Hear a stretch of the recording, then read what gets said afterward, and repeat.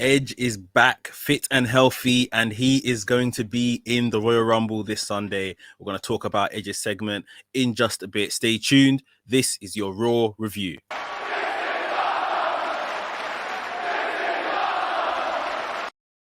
What's up, Maniacs? My name is Mex. I'm a wrestling fan, a wrestling enthusiast, a WrestleManiac, if you will. And today we are talking about Monday Night Raw, the go-home show, or at least the Raw go-home show to the Royal Rumble that is happening this weekend. Looking for more and more forward to that as the days go on.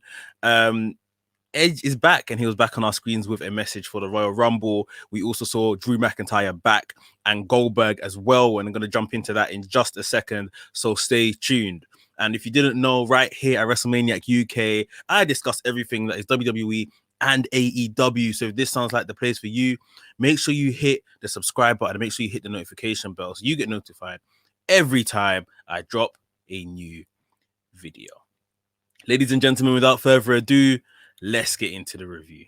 And the show opened up, like I said, Drew McIntyre back after his time away, isolating from COVID and spreading the disease, spreading the virus, should I say. He looked very fit and healthy. You know, they sent him out there looking very strong as only Drew can. Got into the ring, cut a really impassioned promo about, you know, how he's one of the lucky ones. And he hasn't felt too sick or anything like that. He feels stronger than ever now he's returned, and that his match at the Royal Rumble this Sunday, he's going to dedicate it to all of those battling COVID, and that we're all going to get through it. We had Miz and Morrison come down to the ring. Obviously, Miz is teasing the fact that he's got the Money in the Bank briefcase still, and that he can cash it in on Goldberg or Drew McIntyre, that he can join the match, basically.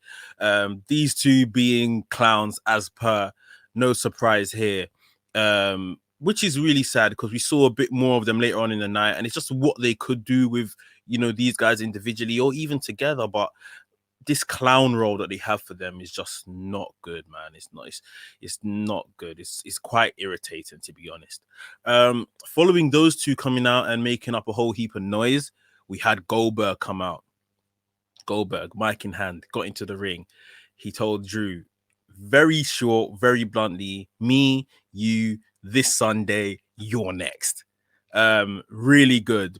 Goldberg has been good on the mic in recent times, but even the fact that this was kind of so short and punchy, it just made it even more, you know, impactful. So yeah, that was really good. We had Miz and Morrison like on the apron, egging these guys on, like, oh, Drew, you're gonna take that, this, that, and the other. Drew and Goldberg kind of joined sides for a hot sec, throwing both guys into the ring. We saw a spear by Goldberg, we saw a claymore by Drew, before we saw Drew pose, take off his WWE title and pose, holding the title above himself and Goldberg. You know, this is the big match for Royal Rumble, the big championship match anyway. Obviously, the Royal Rumble has championship implications, but yeah, this is probably a really big match. And this is the one where we're all kind of, well, we want Drew to retain, but Goldberg could win it, you know? I think it's just it's really if Goldberg wins, it's just like like the chances are probably be like a Goldberg Drew McIntyre rematch at WrestleMania. If Goldberg loses, I'm sure some way or somehow he will still find his way to WrestleMania. Maybe if Goldberg loses, it'll be at the hands of Miz trying to cash in, and then, you know, Goldberg gets claymored, so Goldberg blames the Miz, and then him and Miz have like a 90-second squash match or something at WrestleMania, and then yeah, Goldberg wins, and then he goes off into the sunset. Let me know what you think, but I just think Goldberg's going to be at WrestleMania either way. Is he going to go in as champion, or is there going to be another match? I guess we'll wait and see. But a pretty strong opening segment for the show. Next up, I was quite excited when I saw this was on the card. Charlotte Flair versus Shayna Baszler. I really shouldn't have been excited. This match was literally, well, if you can call it a match, it was very, very short before Nia Jax came and got involved. on Charlotte Flair. So it became Shayna and Nia Jax beating up Charlotte Flair. Charlotte Flair was kind of saved by Mandy and Dana Brooke, who came to her rescue.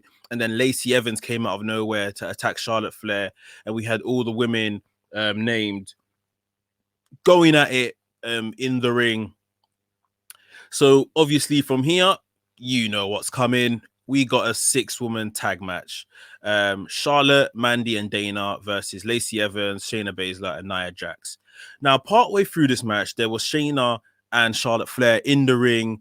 They got out the ring because Charlotte threw Shayna out the ring, and Charlotte threw her towards some steps. And I'm not too sure if Shayna actually hit the steps or not, but she looked like her bell was rung. She looked like maybe she was a bit dizzy, didn't quite know where she was. The referee was counting to 10. At the last moment, Shayna Baszler threw Charlotte back into the ring, but couldn't get back into the ring herself before the 10 count. And the referee said, count out, that's it, and gave Charlotte, Mandy, and Dana a count out victory. Very odd finish. In the commercial break, Nia Jax, Lacey, and Shayna Baszler were campaigning to Adam Pearce that had come out and said they want the match to be restarted, blah, blah, blah. Charlotte and Mandy and Dana said, yeah, restart the match, whatever. So the match restarted. So I don't think that count out was meant to happen. I do think that maybe Shayna was a bit dizzy and just didn't quite have her wits about her. Anyway, the match restarted. Charlotte and Lacey soon left ringside as Lacey came to attack Charlotte. Charlotte turned around and chased her out of the ring area. That left, I think, Nia Jax and Dana Brooke in the ring. Dana Brooke and Mandy Rose, I must say, are both looking pretty impressive. Their skills are coming up. You can see they're getting better in ring. However, Nia Jax delivered what looked like was going to be a power bomb, but like kind of transformed into like a choke slam while she was up there. Nasty choke slam to Dana Brooke, bounced off the ropes, laid a massive leg drop onto Dana Brooke and pinned Dana Brooke. 1, 2, 3. So yeah, Dana Brooke and Mandy and Charlotte don't get the win here. Nia Jax, Shayna, and I guess Lacey Evans looking strong going into Royal Rumble. I might as well just say it now. Later on in the night, we had a backstage segment of Ric Flair trying to teach Lacey Evans how to get out of a hold, and Charlotte walked in and obviously looked like they were hugging and all this kind of stuff. And Charlotte and Ric Flair had a bit of a back and forth, saying that he's going from a legend to an old man. And Lacey Evans came back in, delivered a woman's right to Charlotte. Ric Flair was trying to help up his daughter, but got ushered away by Lacey. And then all of a sudden you hear him down the corridor going woo. So I guess he didn't care that much. But yeah, I guess that is a glimpse of the women's picture of the Royal Rumble match. Next up on the show, we had Xavier Woods taking on Slapjack. Xavier Woods has been taking on the Retribution guys, I guess, while Kofi has been out, and Kofi and Mustafa Ali have been having this kind of back and forth feud through videos.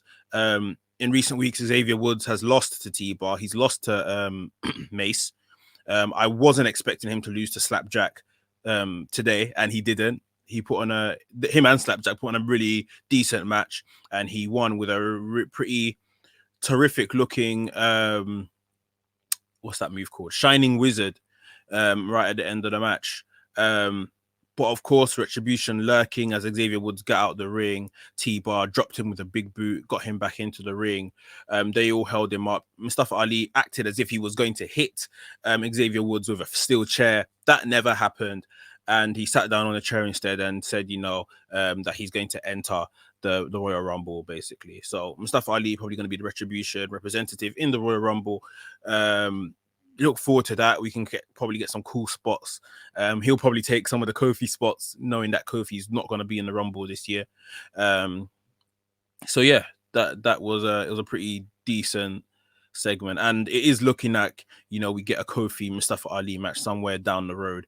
I'm hoping it's a WrestleMania match. I'm hoping they give them the opportunity to have a really good WrestleMania story from here on out. Have that match at WrestleMania, because it could be a brilliant one, honestly. But yeah, next up on the show, we had a segment of the VIP lounge. The Hurt Business guys came out absolutely dripping, looking their best, and this was them honoring MVP for kind of bringing them together as a group. So Bobby Lashley had some nice words to say. Shelton Benjamin was also about to say some nice words before Prime Alexander interrupted him. And at the end, they presented MVP with some gold of his own, which was a chain that had the initials THB, the Hurt Business. They got interrupted in this segment by R-Truth, who came out thinking this was a surprise birthday party for him.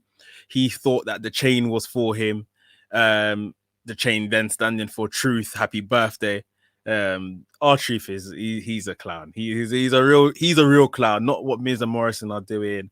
R-Truth is funny. So yeah, as soon as R-Truth came out and they said, we've got a present for you, it's inside the ring, come in. Obviously, they were going to jump him. The 24/7 division ran out, started to try attack R-Truth, and Hurt Business kind of cleared up with those guys. Out of nowhere, Riddle came into the ring, attacked MVP, I believe, and escaped. Riddle was gonna have a match later on in the night against the Hurt Business guys, which we'll get to shortly. So that was the motivation behind that. But a pretty decent segment here.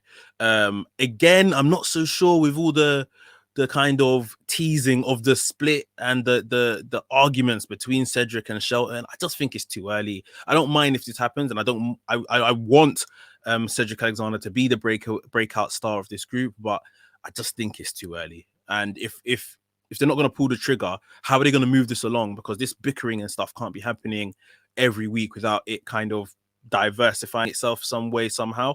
So I guess we'll wait and see on that one. Sheamus versus John Morrison was next on the card.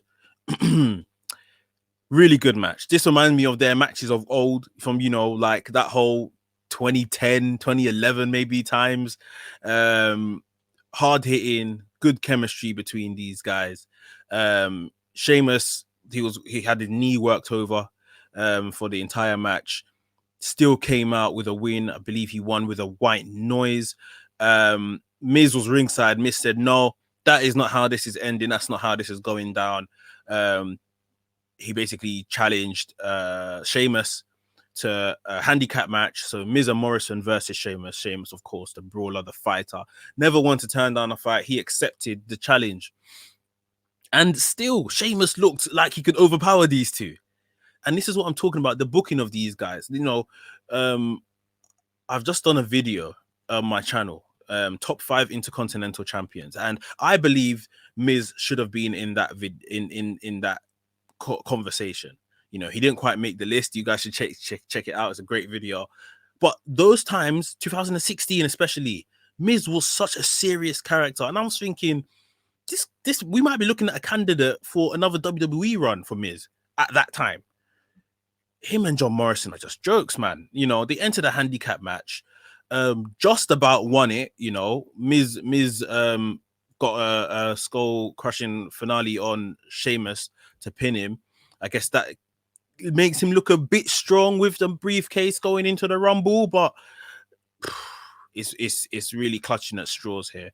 These guys aren't booked very well for the talent they have, both on the mic, in the ring, with the briefcase. For the talent they have, they're just not really doing it right now. And I wish WWE would just book them better. But in the end, the handicap team of Miz and Morrison got the win over Sheamus. Next up, we had R-Truth versus the gatekeeper of the Royal Rumble, AJ Styles. But before we get into that, guys, if you are enjoying today's review, please make sure you smash the like button. Give us a thumbs up. It's thoroughly appreciated right here at WrestleManiac UK. And it does loads for the channel. So one more time, if you haven't already, please smash the like button. Thank you very much. R-Truth wants to enter the Royal Rumble, or as he thought it was, the Money in the Bank match. Backstage, he's asking Adam Pearce for a position. Of course, AJ Styles comes along and he's like, well, if he wants to enter, I don't mind, doing the honors. If he beats me, he can enter, whatever the case is. These two go on to have a match. one-way traffic, really. R-Truth had a nice spot where he threw AJ Styles over the top rope, which is, what they love to do before Royal Rumble. AJ Styles came back in, was a victim of many kind of John Cena moves, the 5-knuckle shuffle. We saw an attempted AA, but in the end, we saw AJ Styles pick up the win with a calf crusher. That was it. There's not much to say about this match. Nothing special at all. This was just to remind us that AJ Styles is about. He is on Raw. He is in the Royal Rumble. Omos is ringside as well. That's all this really was.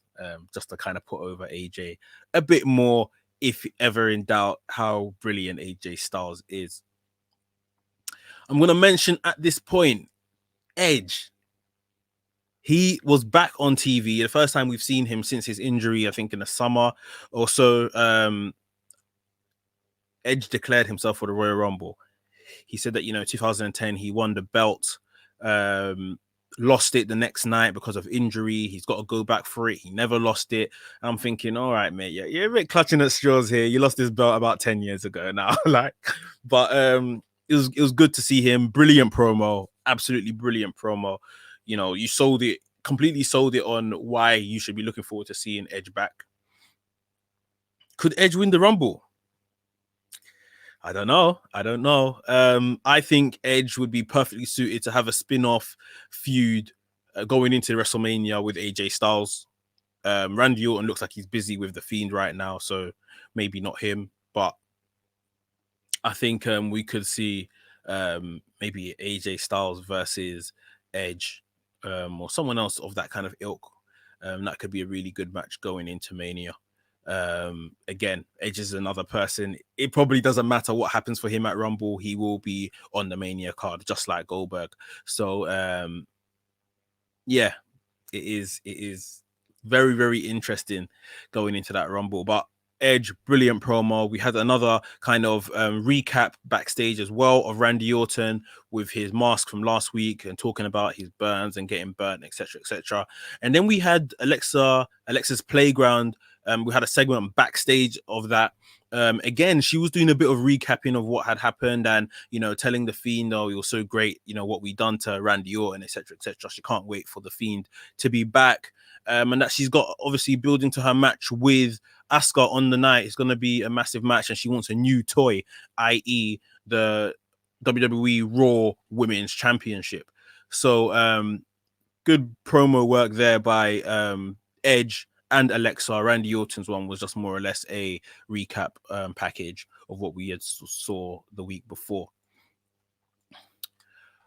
Right, we're getting towards the end of the show, and what I thought, this could have been a really good, and to be honest, this was really good. I just thought it could have been better and longer. Maybe they took out, maybe they should have taken out Randy Orton's recap package to give this a bit more time. It was Riddle running the gauntlet of the Hurt Business. He has to beat Shelton Benjamin, MVP, and Cedric Alexander for a chance to get a future opportunity at Bobby Lashley's US Championship. And this was really good. Shelton Benjamin entered first, and they had really good goings back and forth. Matt Riddle is phenomenal in ring. We know Shelton Benjamin is, one of the best. It was a really good match until Prime Alexander got on the apron, distracted the referee, while Shelton Benjamin was actually pinning Riddle. He had Riddle pinned 1, 2, 3, but obviously the ref didn't see it because he was being distracted. MVP lambasted Cedric Alexander for getting involved and all of that kind of stuff. And in the end, Riddle rolled up Shelton Benjamin for the win. Riddle gets past Shelton Benjamin. So next comes into the ring MVP.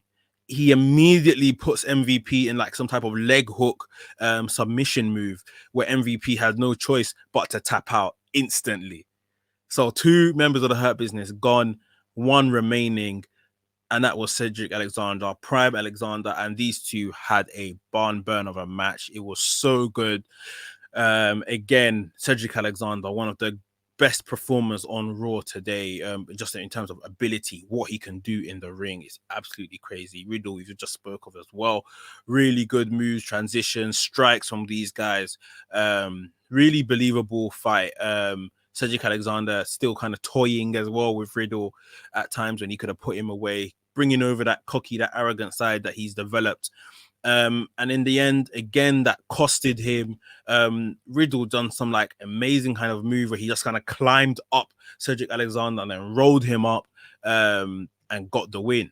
So Riddle has won an opportunity, beating 3 members of the Hurt Business to face Bobby Lashley at a later date for the United States Championship. And as Riddle was walking up the entranceway and celebrating, you saw the CEO or the chief Hurt officer of the Hurt Business come down and lock Riddle inside the Hurt Lock.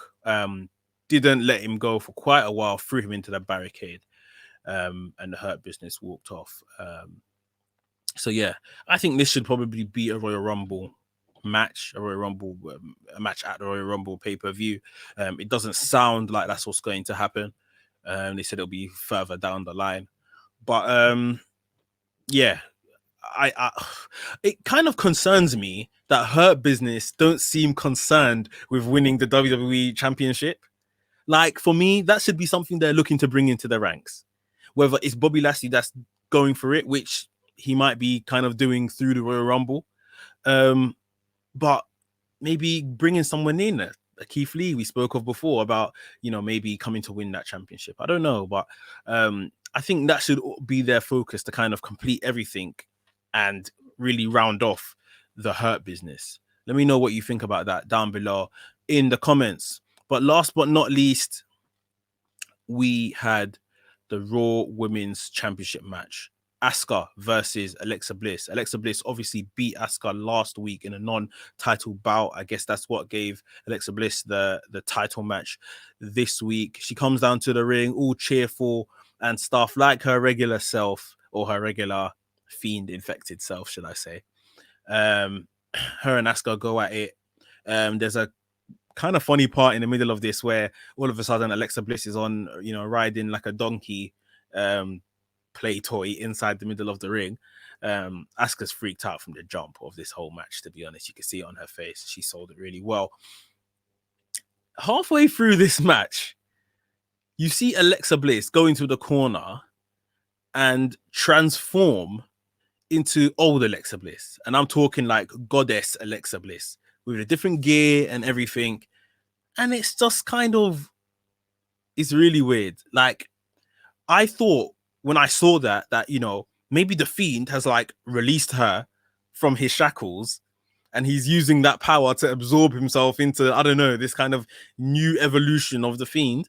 And Alexa Bliss is just going to be regular Alexa Bliss now. That wasn't the case. Asuka went to attack her. She moved out the way. She went into the other far corner. The lights went out. The lights came back on, and she had transformed into this dark lady fiend, as we dubbed her last week, where she's all kind of black lipstick, black clothing, and all of that kind of stuff. Again, overpowering Asuka. Strikes that weren't hitting against strikes that Asuka was hitting against her. Sorry, they weren't landing. She wasn't selling anything.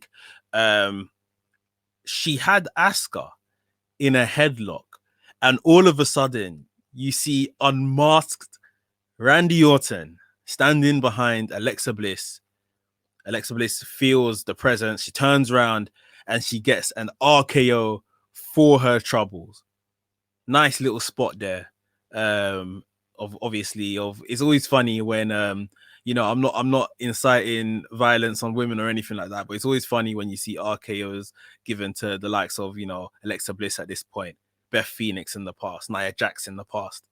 It's always hilarious. So Randy Orton lays out Alexa Bliss.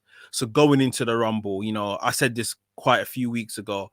I'm pretty sure Randy Orton's going to be in the Rumble match, minding his business, and I don't know, the Fiend is going to come out of the ground or something like that, abduct Randy Orton.